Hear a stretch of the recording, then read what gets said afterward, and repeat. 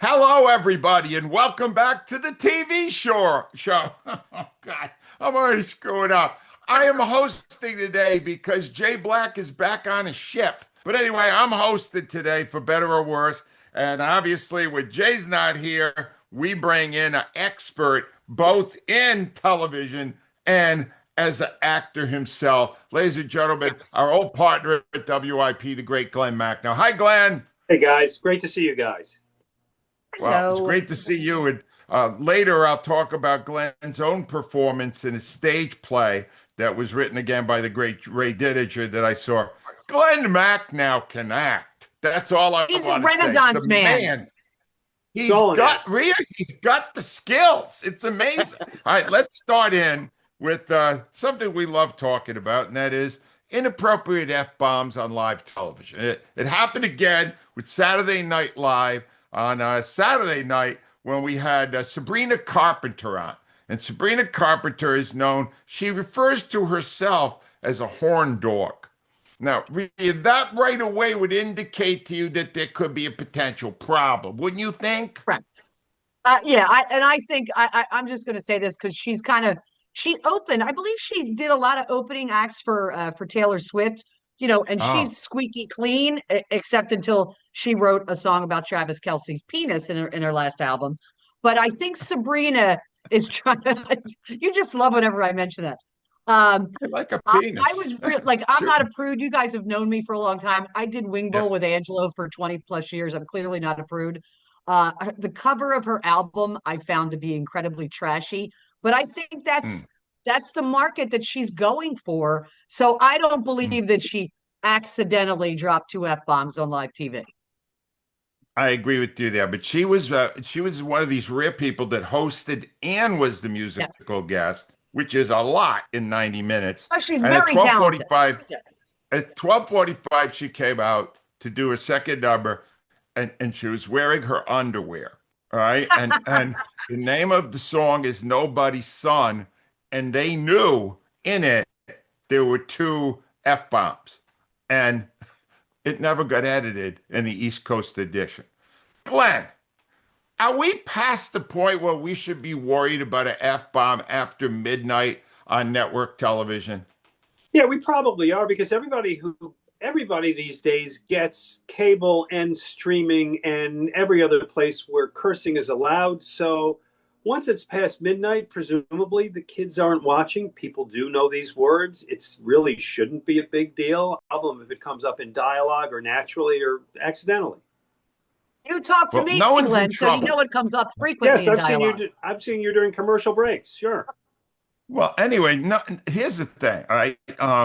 Nobody's in any trouble over this. It's just being mentioned because it was edited out of the West Coast version, and it's a few people. It doesn't take a lot to get a complaint into the FCC, and then there's a problem. But here's what's interesting. This is how life has changed. I'm going to throw a name at you guys, and you tell me if this name connects with you at all. The name is Charles Charles Rocket. Rocket. Yes. Glenn No. immediately read. Rhea's got Absolutely. nothing. Glenn, what do Yes. you got on Charles Rocket? Charles Rocket was on SNL. I think it was season 6, and it's when they had gotten past the first cast into the second. I think Eddie Murphy was probably the only memorable name from that cast. If there's somebody else, I don't know. And he was doing a skit toward the end of the show, and it was not accidental. He just kind of slipped the F bomb into the dialogue, like I got F and shot or something like that. Yeah, And he yeah, got fired immediately. Like, Wow. yes. well, first of all, he stunk. He wasn't No. funny, and so then it was probably a wise decision not to bring Yeah. it back. But it was like the next day he was out. And his entire career went Yeah, into free fall. Unfortunately, he passed away at a very young age. And it defined, if you actually were to Google right now, Charles Rocket, what would come up was he threw an F-bomb on SNL and was immediately fired. Since then, by just an estimate, there have been a dozen more F-bomb incidents on Saturday Night Live, none of which led to any action of any kind. So this gives you a little kind of snapshot of how different we are with the F-bomb compared to 1980 when it happened. Well, and you had 1980, mentioned the 81 season. FCC. If I remember correctly, the whole Justin Timberlake, Janet Jackson brouhaha that Mm. led to a Right. $300,000 fine by CBS, which I believe got rescinded, was started over a single complaint. Yeah, Hmm. it doesn't take much. No. Now, Jay wanted me to take this in an interesting direction. He said, all right, now that we've established that this happened, did anything ever happen on TV?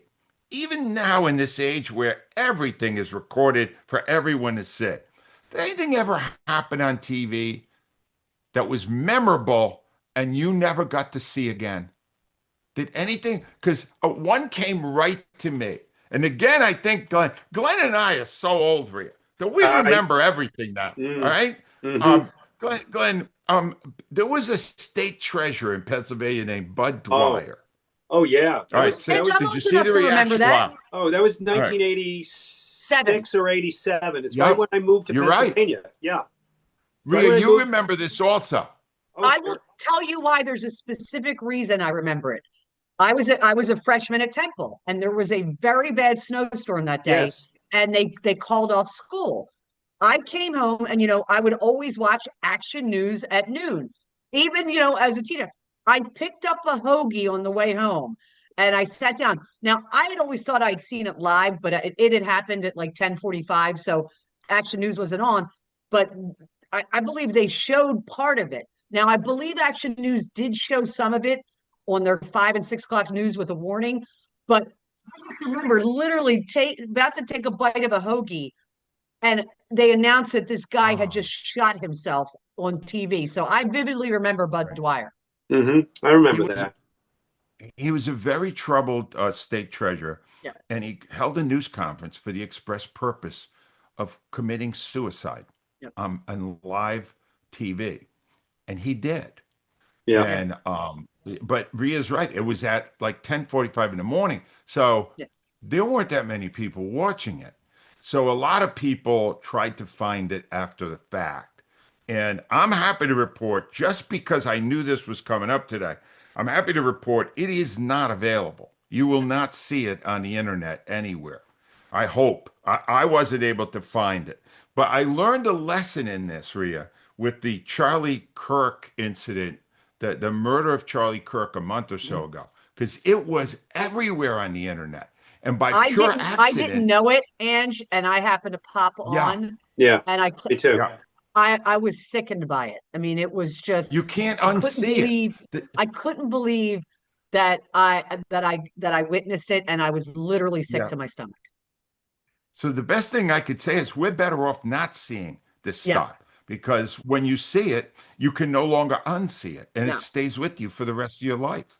And it's really it's a crazy thing. But F bombs now in the big picture, I mean, in all honesty, do you realize now public figures, our own president uses the word. It's mind-boggling to me. Rhea, I saw that expression. It's mind-boggling to me that it is so now okay to use. There will be a day where you could say the F-bomb, let's say after 10 p.m. on network TV, no one's going to care. It's just publicly used a lot. Fortunately, we still don't, because we're a cut above. But most people, will use that language all the time. All right, let me get to the next point, because this one is, it's about Apple. And it's about the fact that Apple TV, in the estimation of both J Block and me, is now clearly the number one streamer that we have available to us. It just keeps producing great material. And the latest thing they now have is the box office bonanza F1, starring the great Brad Pitt. And they were able to outbid ESPN for the rights to F1. Glenn, have you seen this yet? I know. I'm aware of the story. Sure. All right, have you seen the movie F1? Oh, have I seen the movie F1? No, I have not. I have not. Right, my son has seen it. It said it's spectacular. I am reluctant to see it because I hate auto racing. of any kind. Rhea, will you ever see F1? I do want to see it because I saw the racing one, and I forget it Ford was versus Christian Bale. Ferrari.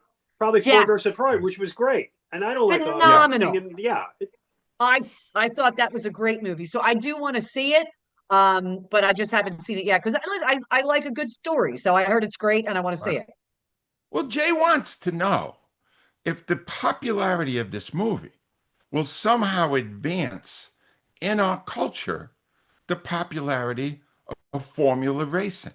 Glenn, you follow trends very closely. Is yeah. this going to make it bigger? Is it Not in going to the be a bigger thing? No, because it's a movie, and people will. No, seriously, you really don't have to watch like auto racing to watch a movie about auto racing. I mean, I don't like the ballet, but I've seen good movies about ballet or whatever. If it's a good movie, it's a good movie. All right.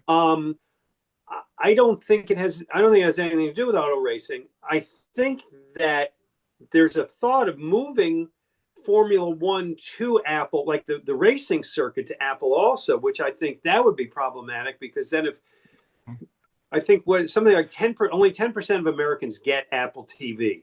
So you're not going to be able to grow something huge just by having it on Apple.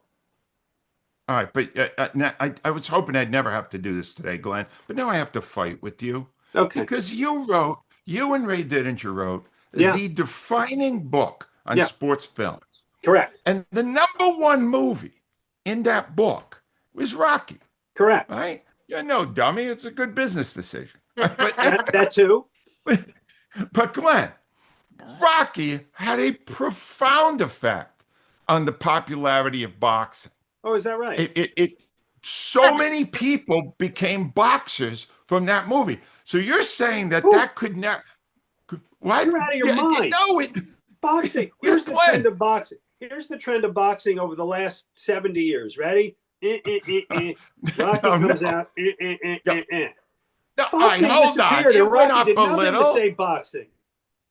Oh, that is just nasty. All right, here, Edge. Number Yeah. one, can I step in here because I'm Yeah. going to do two things, which is don't try this at home. I'm going to disagree with both of you. Angelo, I think you're No. wrong about the boxing thing, because boxing was big before I grew up, and it train wrecked, in the 90s. So I don't think and I know millions of people who absolutely love Rocky and don't watch a lick of boxing. Of course. Where I will disagree with Glenn on the F1 because the movie was such a success, and I believe a lot of young people watched it, and because of the way Apple present. I didn't like Apple's presentation of MLB because of their announcers. I didn't Yeah. think they were very Yeah. good. I agree. The Right. broadcast quality of Major League Baseball on Apple TV True. is far and away better than anything I've ever It's true. seen. I It's don't, gorgeous. and I don't disagree with you. I hate the little odds bug that they put at the chance Yeah. of getting a base at 19%. Like I don't need that, but that may all be true. But you are still limiting your audience by having it on Apple. 40 million Americans True. get Apple. It's true. Okay, which means but that their audience 300 is like million 1 Americans million, don't Glenn. get Apple. So if they are able to increase it to like 10 million, they're making their money. Right now they're only getting they're not I'm just thinking I think they have a way to grow it because Apple knows how to present television. They're So brilliant. that's why I Well, think it could. that's my segue because I want to mention just what they've had in the past few months. They have right now the best thing streaming, The Lost Bus. Absolutely incredible movie. You've seen it, Rhea. I've seen it, Glenn. It's No. Matthew McConaughey. It's just absolutely fantastic. Ethan. All right. Slow Horses, Ted The Lasso, best. Shrinking, right? Your Friends and Neighbors, The Studio. I'm going to give you two names because you got to remember these names. These are the people making the decisions at Apple. They are Zach Van Hamburg and Jamie Ehrlich. These are the people who are consistently finding great projects, producing them, and presenting them. This is the precise opposite of David Zaslav and HBO Max, which just raised their price again, Yeah. Rhea. Yeah. The brazen, it's all about the people in charge and whether or not they have made a commitment to quality programming.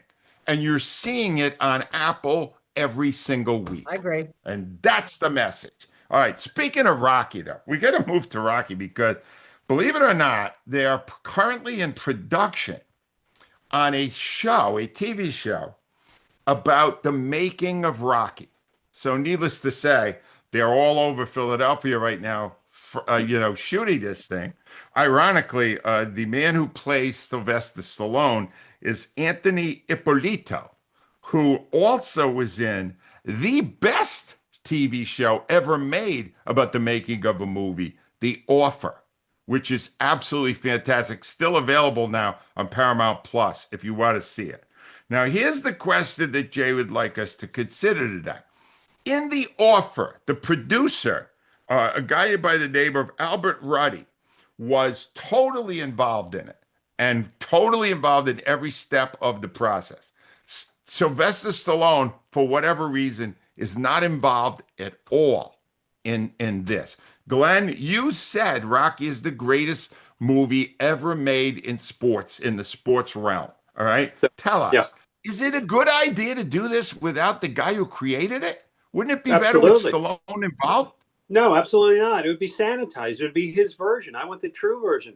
I will just say, as a kind of a sidelight, our mutual friend Mike Sealski is currently writing a book about the making of Rocky, Yep. which is coming out Oh, next year. Oh yeah, which is coming out, I think, for the 50th anniversary of Rocky. And Sylvester Stallone has had very, very little contact with Mike. He really, just a couple of tiny little short emails. I know what Mike's finding out. I know what Mike is writing, and it's great stuff. Without Stallone, yeah. you don't need Stallone, because if you get Stallone, there's stuff you can't use, which is probably better. No, Can but I this tell you, stuff Stallone has. Go I ahead, have a Rhea. little insight just from people I know who know Stallone. And like, I kind of understand it on one level. Remember when the Eagles used him to open up the new stadium? And I think it was like a Yeah. train wreck of Yep. and he took a ton of heat for it because it was like he was, people were super, and I believe he was hurt by the reaction from Philadelphia, which had Oh, always, because he was so beloved here. What I don't think Sly Stallone understands is he's still beloved. Like, we're idiot sports fans, and in the moment, we're like, why did we lose? It was Rocky's fault. Yeah. I mean, dumb stuff like that. But from what I was told, he took a lot of vicious heat from a lot of jackasses, and he was hurt by it. And that's all I'm saying. yeah. That's all I know about it, and it's a shame. Well, he's a hero to me. It's an incredible movie, and it put a lot of spotlight on Philadelphia. Right now, man, there are tons of projects involving Philadelphia on TV and Yeah. movies, and it's great to see. I just one other thing Jay wanted us to is there some movie in our past that we would love to see explored via a TV series? Glenn has his hand up. Glenn, what do you want? I would love to see a movie or a series or something on the making of Caddyshack, which is Oh, one of my Oh, all-time favorite comedies and sports movies, and had more cocaine and sex and drugs, and they changed the script every day as they were doing it, did it on the fly. Bill Murray, Chevy Chase, Rodney Dangerfield, Harold Ramis, Ted Knight, and Ted Knight, by the way, was mortified by everything that was going on around him. For most of these guys, it was their first films. They didn't really know what they were doing, but they created a masterpiece. That's what one I would see. hey, Glenn, let me just say, all right, it's you may not realize it. I did a stage show with Chevy Chase Oh, on I remember the Caddyshack. call-in. Right? Can I You just remember remember that? You one remember the thing? call Here's in what I remember one beforehand? thing. Because, all right, Asked and answered. yes, that's right. Exactly. But here's the thing. If they're going to do that, and I'm saying that's a great idea, I'd love to, but Chevy might not be that helpful. That's fine. no. That's all I'm saying. All right? He's kind of quirky, if you know what Yeah, I'm saying. Rhea, what do you got? You got one? So I have one, like, it's the first thing that popped into my head. Instead of thinking about it for too long, I said, I'm just going to go with it. The Birdcage, because of the stars Oh, who were in it. Robin Williams, Gene Hackman, Nathan Lane. I think it's Diane Wiest. You've got, yeah. oh God, why am I blanking on her name? She's from Medford. She's married to Harrison Ford. Oh, Oh, go ahead. Callista Flockhart. Calista Flockhart. It's in Miami, and it was just I loved that movie so much. I thought that would be because of the personalities. I thought that could be fun.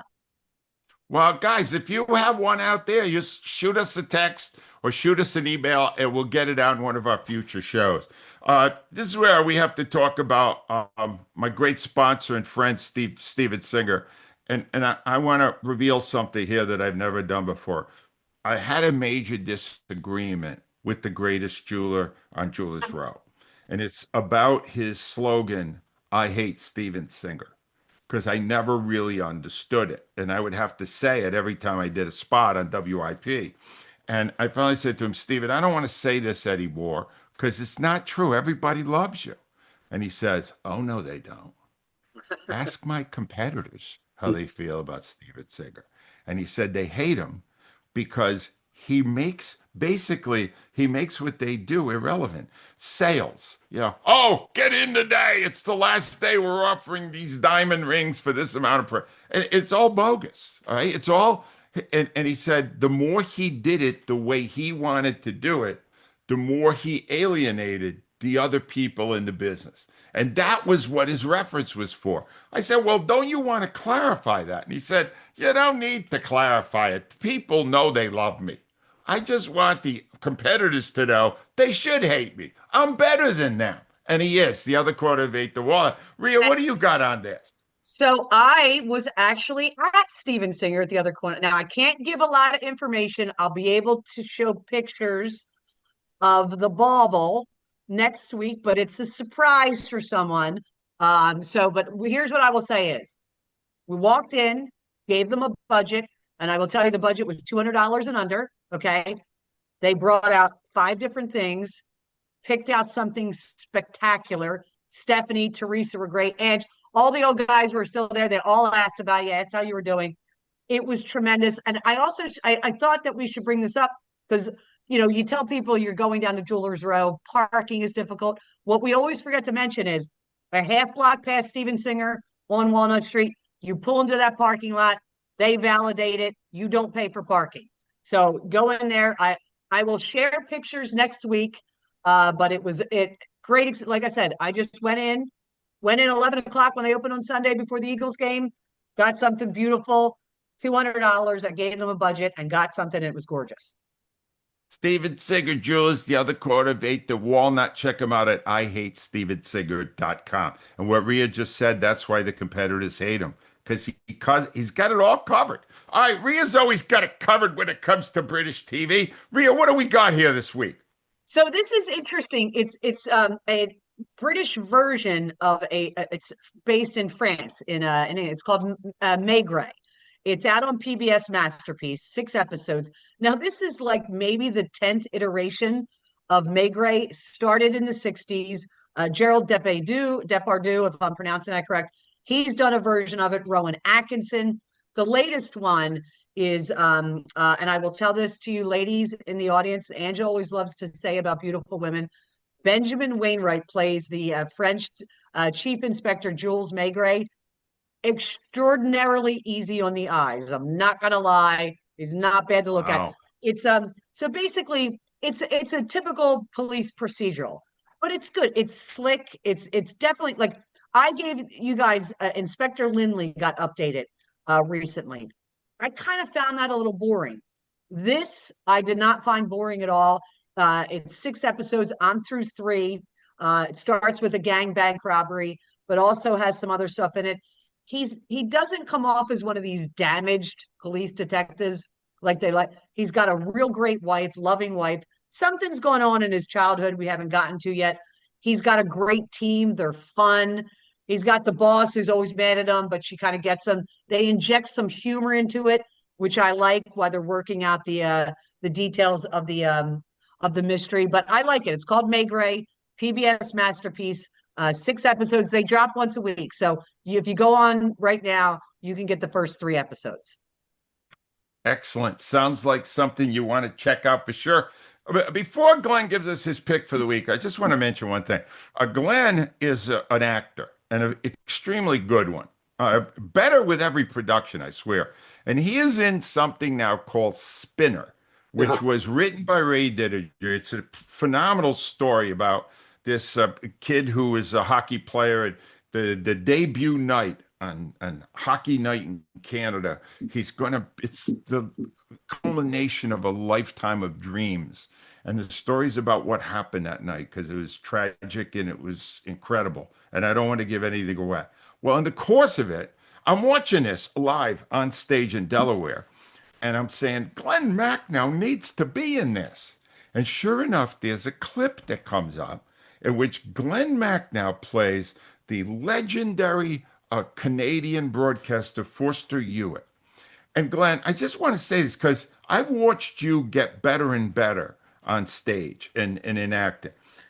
You literally embodied this person. You had his gestures down. You Yeah. spoke with a French Canadian accent. No way. Can you tell us what your process is to become the character you are in all these projects you do now?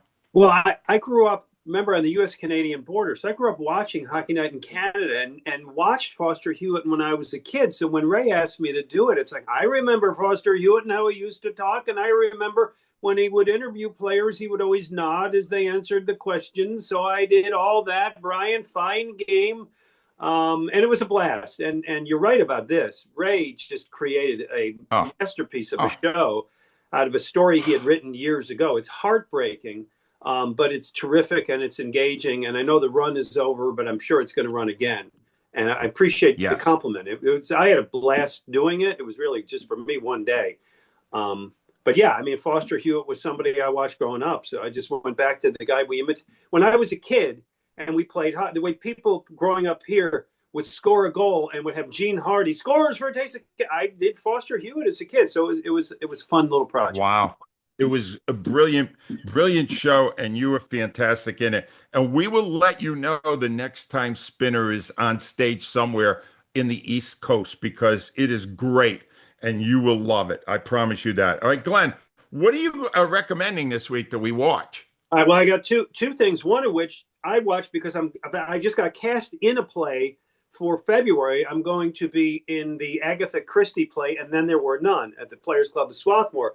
And speaking of British dramas, I found that in 2015, Acorn did a two-part, 3-hour adaptation of this that you can now get on Amazon Prime for like $4.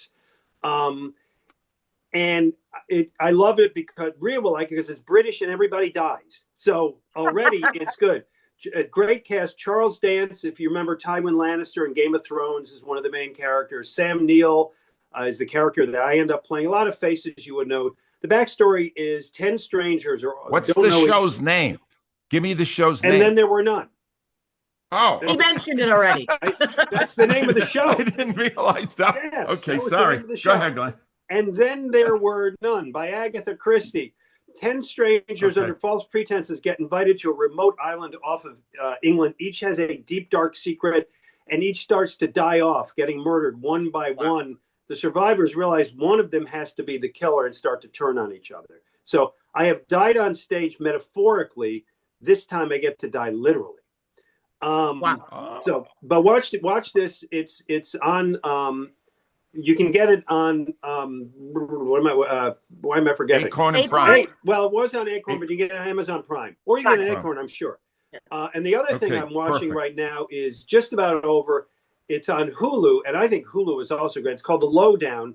Ethan Hawke plays a down on his luck investigative reporter. He calls himself a truth historian in Tulsa, Oklahoma, digging into local political corruption and the suicide of the brother of the guy running for governor. Sleazy guy played by Kyle MacLachlan, by the way, you remember from Twin Peaks Once Upon a Time. Oh, He's wow. great. Hawk is kind of this scuzzy, funny character. He gets beat up in every episode, and it is written, and the showrunner is the same guy who did Reservation Dogs, if you watch that, which I've watched a lot. Good noirish whodunit called The Lowdown on Hulu. Well, sounds great, Glenn. And my recommendation for the week is, I guess, an experiment, which in my estimation worked brilliantly. It's on Netflix. It's called The Perfect Neighbor. It Oh, is about a neighborhood with a really bitchy old woman who's, every neighborhood has one, and she hated the kids playing and all, and It's she not kept calling me the in my cops. neighborhood, just to let No, you know, it's not shockingly. you, Rhea. They show the woman, and no, it's definitely not you. But they show that the entire hour and a half show is done strictly with body cams. And it shows Wow. you from the very early calls that they were made to go to this neighborhood to the point where there is an incredible tragedy in the Oh no. neighborhood because of the dynamic between this woman and the children. And I just got to tell you, there's a moment in it where the young kids find out that their mom didn't make it. It's Ooh. one of the Oh, most riveting, oh. emotional things I have ever experienced watching on television. And I cannot, I mean, it's really, I mean, it's not a fun watch by any means, but it's extraordinary that they did it all with body cam. Like, whoever thought you'd get to the point where you could make a movie Yeah. now with just that? And it puts you right in the middle of that neighborhood and that tragedy. And it's memorable. It's called The Perfect Neighbor and is available on Netflix. Let me go over what we have if you want to check it out. If you would like to see, actually, now, if you're watching SNL last week with Sabrina Carpenter, you will not see the F bombs, but just call Rhea or Glenn and they'll throw you a couple just for free. All right. But anyway, that's on SNL. That's on Peacock. F1 is available now on Apple if you want to watch that movie. The Lost Bus is on Apple and it's fantastic. You also don't want to miss Magre, Rhea, what's it Maigret, called? Maigret. Let me spell it for you. Maigret. Maigret on PBS Masterpiece. Yeah, I didn't even come close with that, but it's on PBS Masterpiece. Check that out. The Offer, which we talked about, is on Paramount Plus. And Then There Were None is on Prime. The Lowdown is on Hulu. And The Perfect Neighbor is on Netflix. I want to thank our producer today, Jared Clapper. Jared, always good to see you again. Thank you. Rhea, Glenn, thank you as always. Thank Continued you, guys. success with the acting. Thank And we'll you. see you next week. Bye, everybody.